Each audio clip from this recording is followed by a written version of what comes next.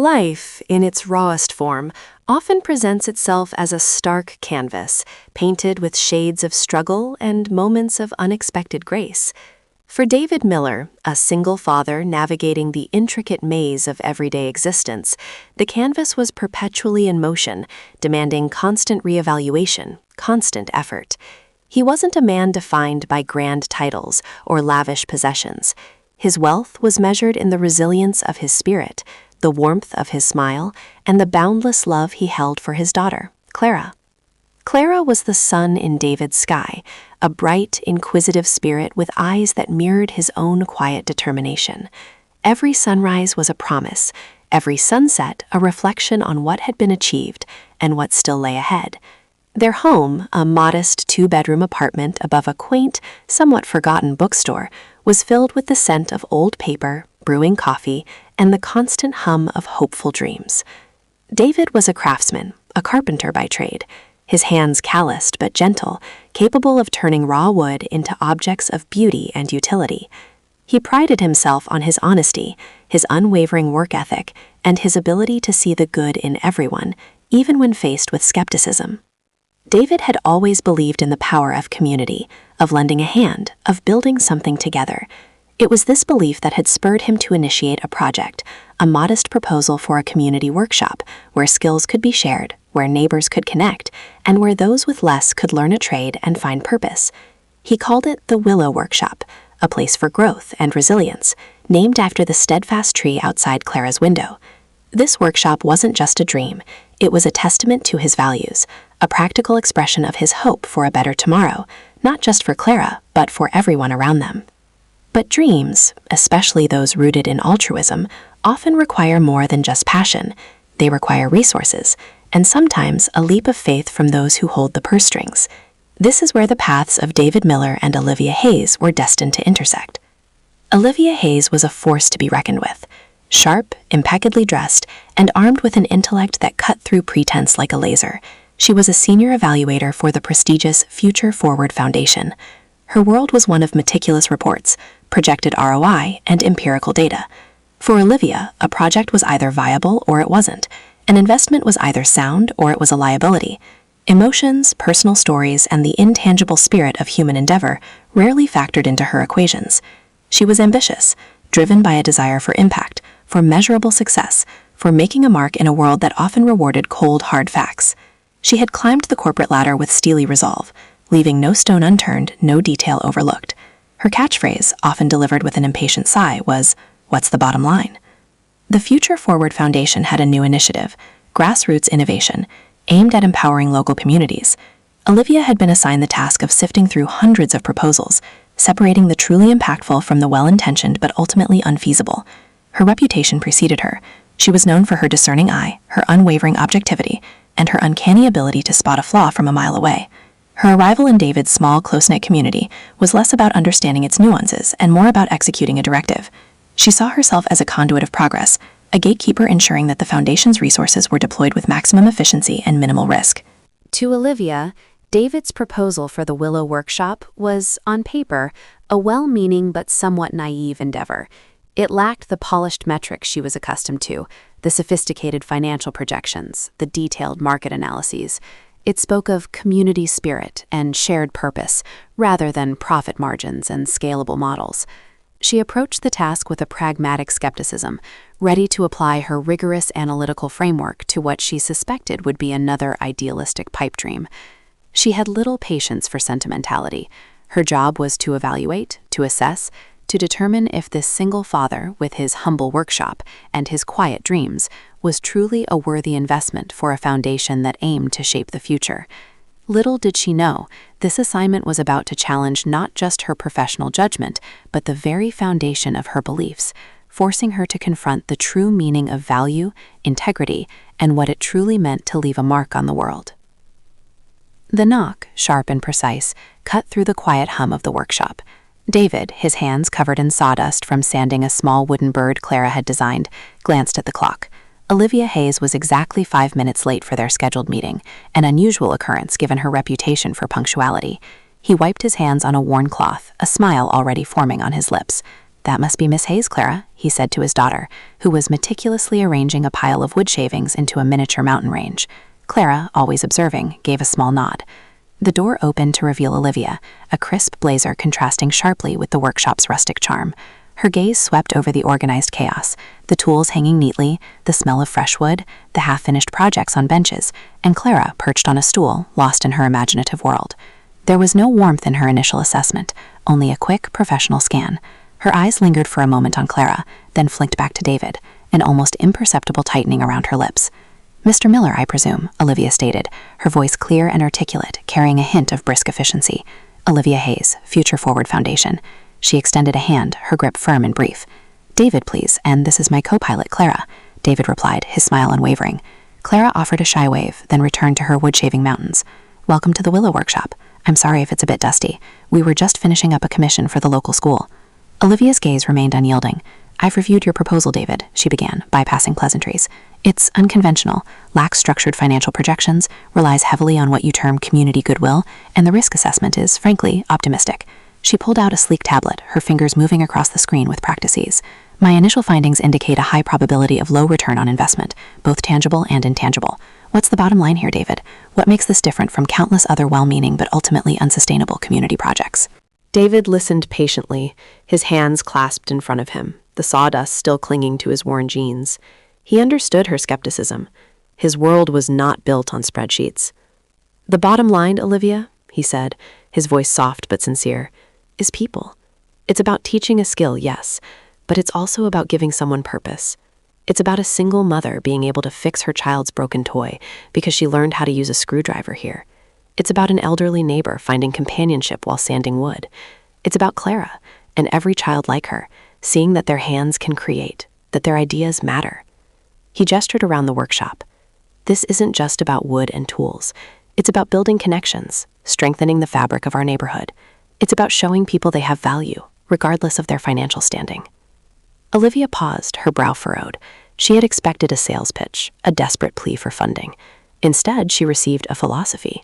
It was disarmingly simple, yet it grated against her rigorous training. "Sentiments are admirable, David, but they don't pay the bills. They don't guarantee sustainability. My role is to ensure the foundation's capital is invested wisely in projects that have a demonstrable, measurable impact. Your proposal is idealistic." She tapped her tablet. "For instance, your projected revenue relies heavily on donation-based classes and selling artisan crafts with no established market. Your overhead, while modest, isn't fully covered by your current projected income." David nodded slowly. "You're right. On paper, it looks like a gamble. But sometimes the greatest returns aren't measured in dollars. They're measured in renewed hope, in rebuilt lives. We don't have a large market, no, but we have a community. And we'll figure it out, just like we always do." His catchphrase, delivered with an almost imperceptible shrug, held a quiet confidence that Olivia found both baffling and irritating. She narrowed her eyes, observing him closely. His eyes, though tired, held an unwavering spark. There was no desperation in his voice, no hint of manipulation, just conviction. She found herself trying to pick apart the sincerity, searching for the hidden agenda, the underlying flaw. But all she saw was a man who genuinely believed in what he was doing, despite the odds. Outside, a group of neighbors, drawn by Olivia's official-looking car, had gathered. One, a woman named Sharon, who ran the local bakery, whispered to another, a retired teacher named Paul. "He's really trying, isn't he? But it's a long shot. The foundation doesn't usually look at small-time stuff like David's." "He's a good man," Paul replied, his voice a low rumble. "But good intentions don't always win. I hope he gets it, for Clara's sake, and for ours. This workshop could be something special." Lily, a young woman who frequently posted community updates on social media, typed quickly on her phone. "Foundation evaluator here, assessing David Miller's Willow Workshop. Looks like a tough sell. Anyone think he stands a chance?" The comments started rolling in, a mix of hope, skepticism, and outright doubt. "He's just trying to get a handout for his hobby. Good luck, David, we're rooting for you." Another one trying to pull on heartstrings instead of presenting facts. The public, represented by Lily, had already begun to form its initial, often superficial judgments. Olivia, unaware of the burgeoning online commentary, continued her methodical questioning, pressing David on every financial weak point, every potential pitfall. She couldn't shake the feeling that she was missing something, not in the numbers, but in the man himself.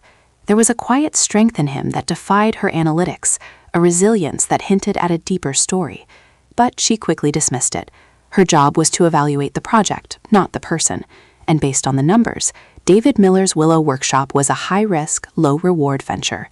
Her initial assessment was clear. her professional conclusion firm, or so she thought.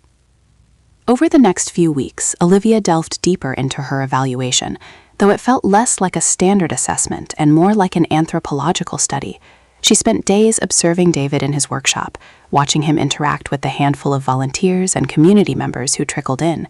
She meticulously documented every detail, from the surprisingly efficient layout of his tools to the way he patiently explained a complex joinery technique to a teenager struggling with focus. She saw him not just as a carpenter, but as a mentor, a teacher, a quiet leader.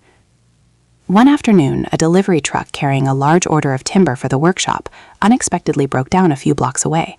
The driver, frustrated, threatened to return the order, citing tight schedules. David, instead of panicking, simply smiled.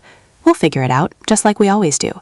He rallied a few neighbors, borrowed a sturdy wagon from a local grocer, and spent the next 2 hours ferrying the heavy planks, one by one, back to the workshop.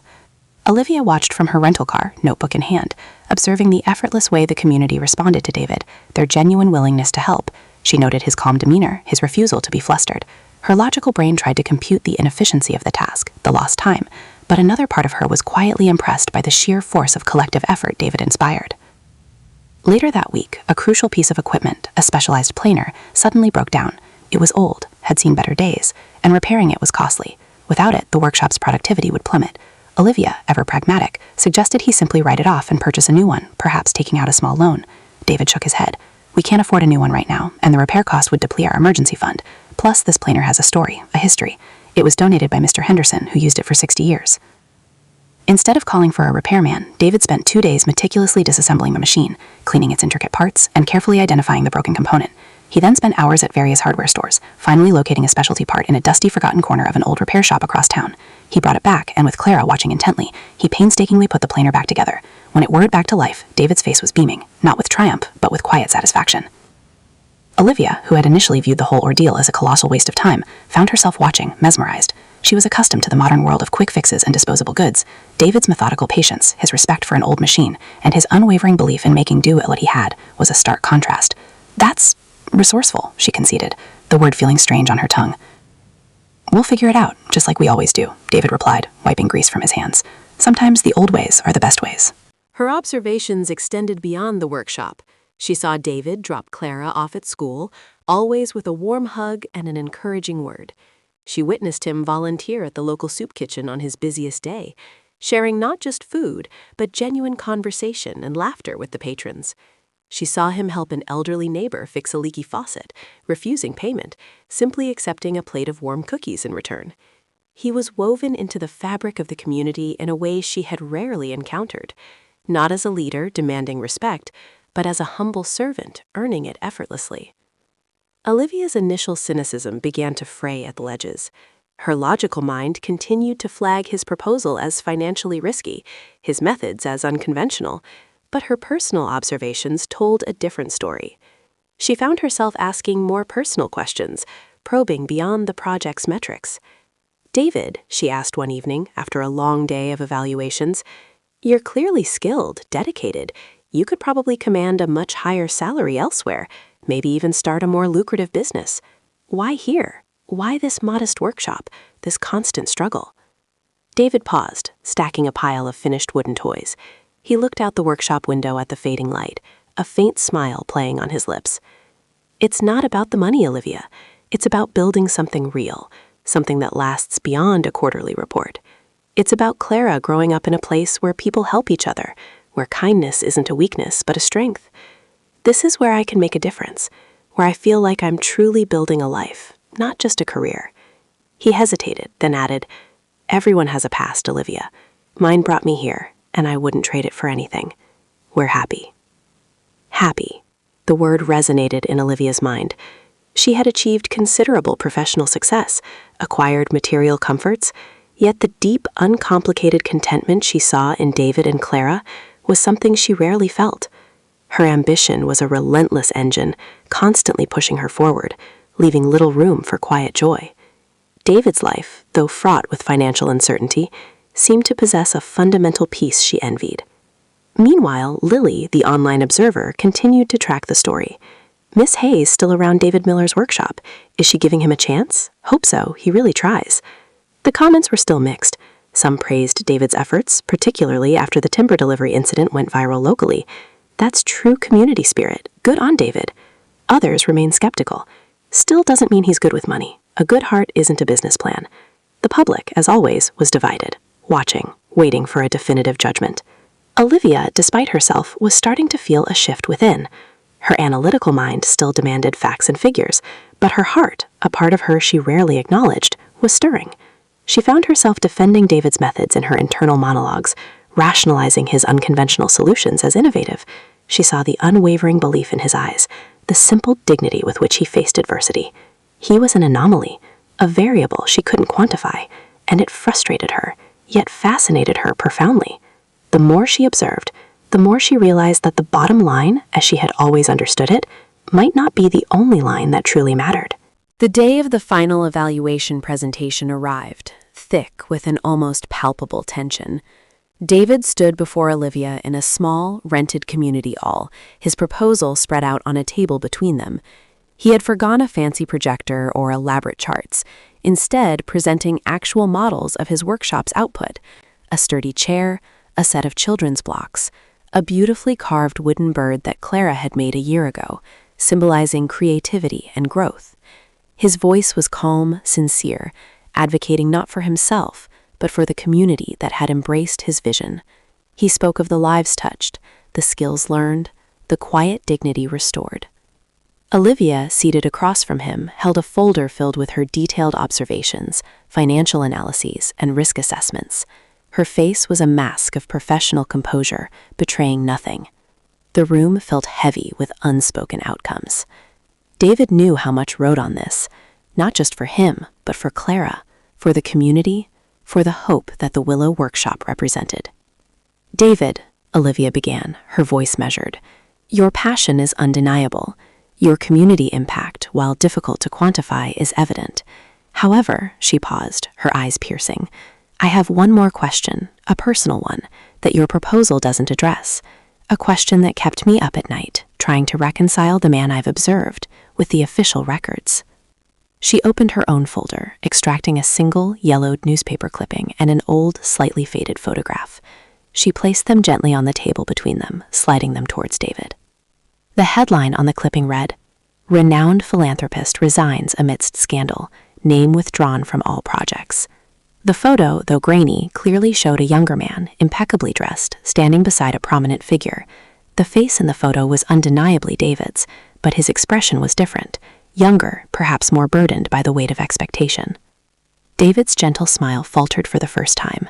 He looked at the clipping, then at Olivia, a complex mix of surprise and resignation in his eyes. He picked up the photo, tracing the edges with his thumb. "I found this, David, through a deep dive into public records that your current identity doesn't immediately link to," Olivia stated, her voice losing its professional detachment, tinged now with a strange mix of curiosity and something akin to a burgeoning revelation. "Before you were David Miller, the carpenter, the single father in this humble community, you were David Sterling, a highly successful architect, a visionary in sustainable urban development, lauded for your ethical practices and generous philanthropy.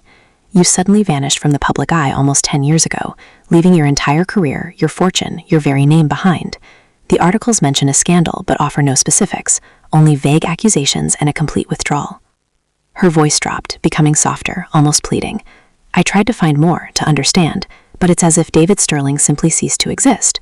So, David Miller," she leaned forward, her gaze locked on his, "I have to ask you, with everything riding on this, with your whole future at stake, why did you leave without your name?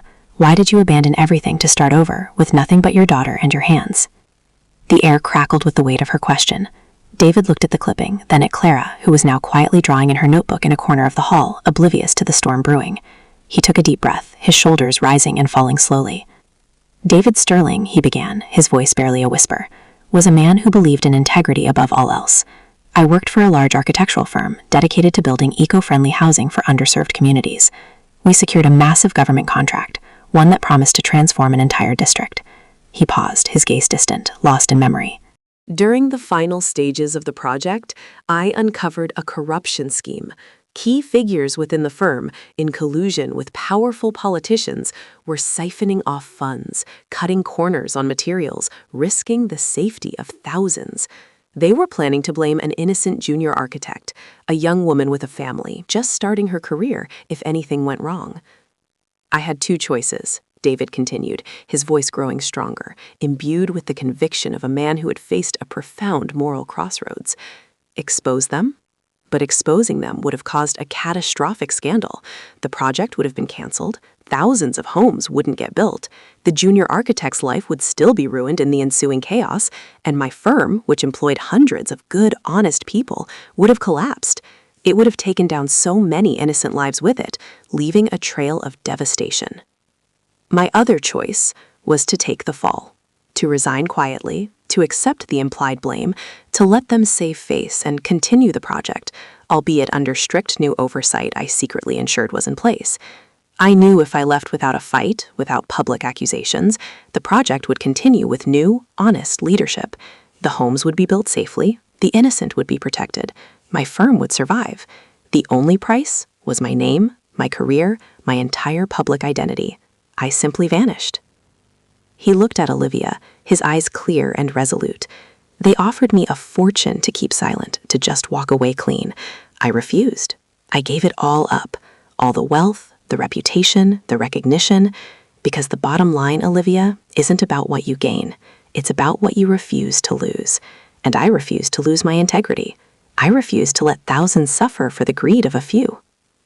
So I became David Miller. I took Clara, who was just a baby then, and we started over, with only what truly mattered, my skills, my hands, my daughter, and my clear conscience. I didn't leave without my name. I chose a new one, a name untainted by that world, a name I could build anew, honestly, humbly.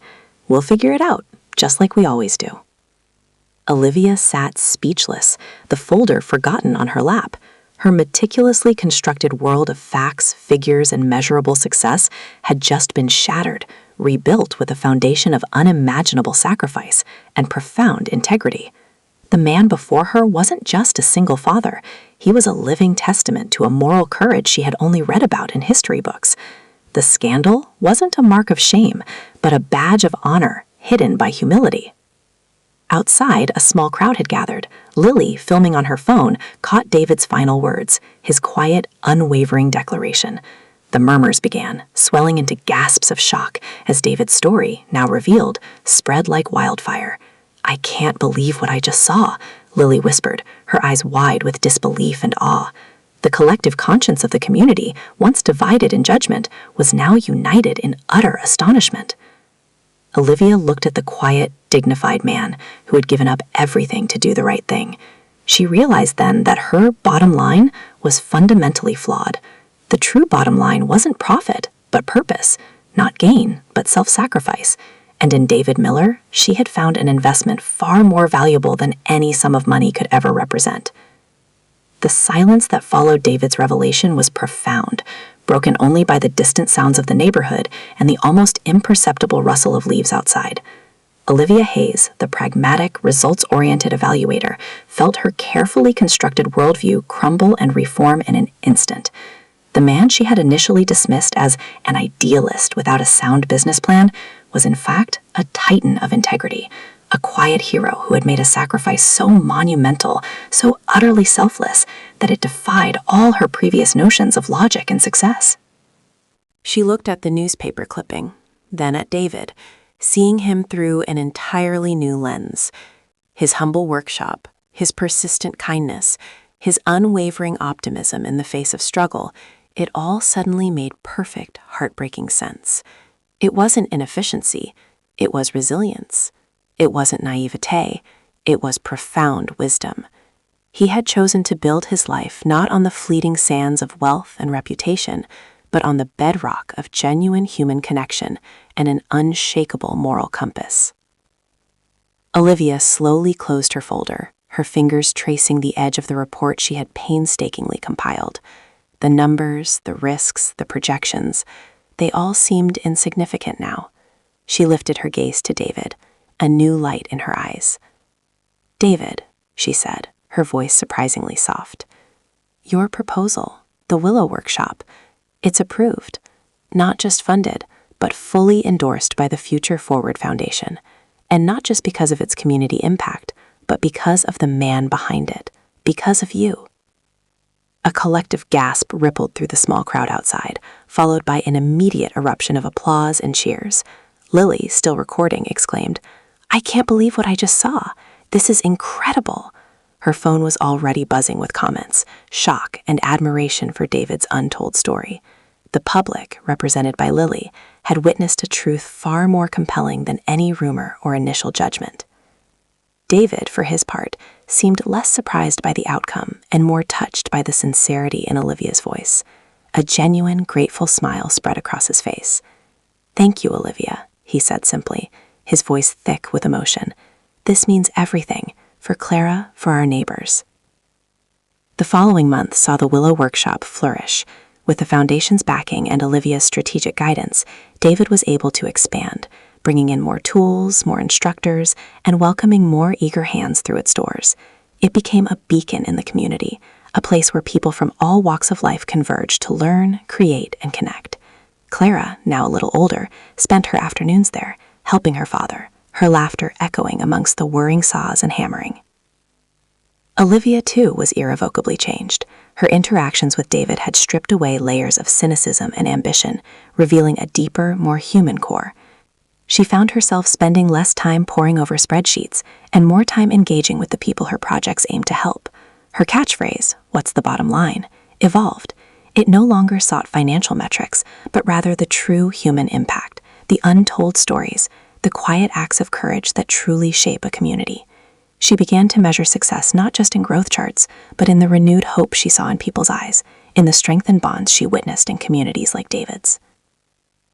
Her relationship with David deepened, evolving from a professional evaluation to a profound mutual respect, perhaps even something more. She often found herself at the Willow Workshop, not as an evaluator, but as an observer, learning from David's quiet wisdom. She saw him not as a subject for analysis, but as a living example of what it meant to live a life of true purpose. One sunny afternoon, as David and Olivia stood overlooking the bustling workshop, a sense of peace settled between them. Clara was showing a new student how to sand a piece of wood. "You know, David," Olivia said, a thoughtful smile on her face, "I used to think success was about building an empire, about leaving a legacy of achievements and wealth. But you left an empire, a fortune, a renowned name, to build something far more precious." David chuckled softly, his eyes twinkling. "We'll figure it out, just like we always do. But sometimes the greatest building isn't made of steel and glass, Olivia. It's made of honesty, of kindness, and of knowing when to walk away from everything to hold on to what truly matters." He looked at Clara, then at the vibrant workshop, then back at Olivia. "My name," he concluded, "isn't defined by what I left behind. It's defined by what I choose to build, every single day, right here." And in that moment, Olivia understood. David Miller hadn't left without his name.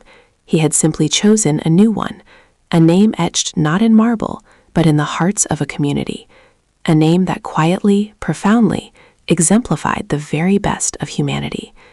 His answer, in its humble truth, had not only shocked her, but had awakened her to a deeper, more meaningful vision of the world. And that, she realized, was the most valuable lesson of all.